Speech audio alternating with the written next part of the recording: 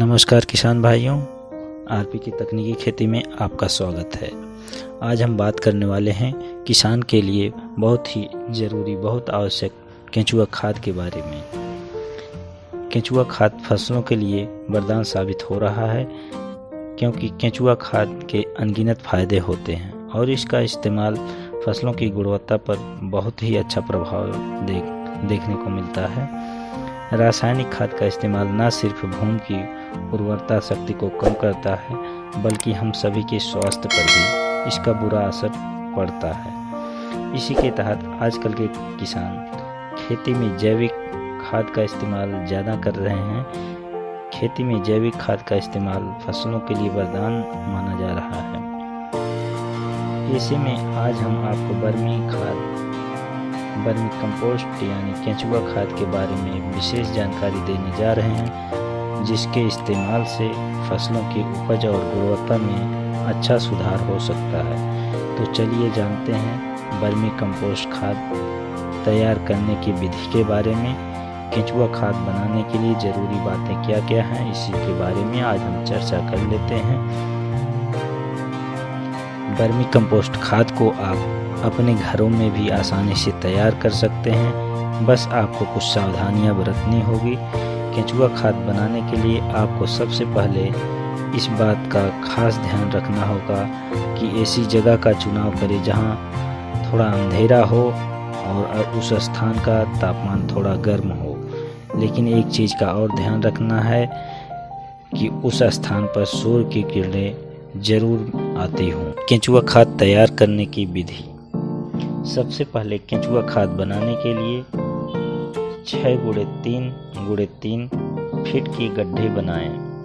इसके बाद इन गड्ढों पर 2 से 3 इंच आकार के ईंट या पत्थर के छोटे छोटे टुकड़ों की 3 इंच मोटी परत बिछा दें। अब इस पत्थर के परत के ऊपर 3 इंच मोटी बालू की परत बिछा दें। इसके बाद बालू मिट्टी की परत के ऊपर 6 इंच की मोटी परत दोमट मिट्टी की बिछाएं। मिट्टी की मोटी परत के ऊपर पानी छिड़क कर मिट्टी को 50 से 60% नम कर दें। इसके बाद 1000 केंचुआ प्रति वर्ग मीटर की दर से मिट्टी में छोड़ दें। और अब मिट्टी की मोटी परत के ऊपर गोबर या उपले थोड़ी थोड़ी दूर पर 8 से 10 जगह पर डाल दें। और फिर उसके ऊपर 3 से 4 इंच की सूखे पत्ते, घास या पुआल की मोटी परत बिछा दें।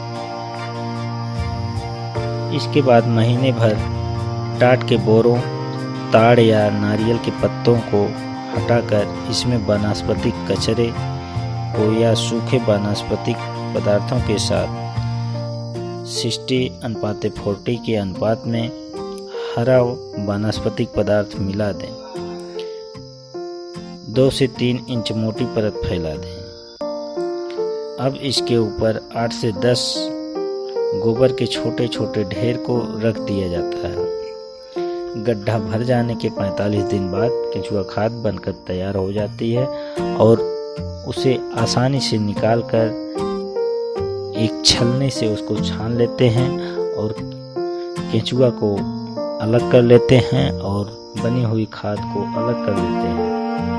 और इस खाद को आप जुताई के समय खेत में प्रयोग कर सकते हैं। इससे आपको अधिकतम फायदा होगा। आज की जानकारी कैसी लगी कमेंट में हमें ज़रूर बताएं, और चैनल को अभी तक सब्सक्राइब नहीं किए हैं तो चैनल को सब्सक्राइब, लाइक, शेयर जरूर करें। धन्यवाद किसान भाई।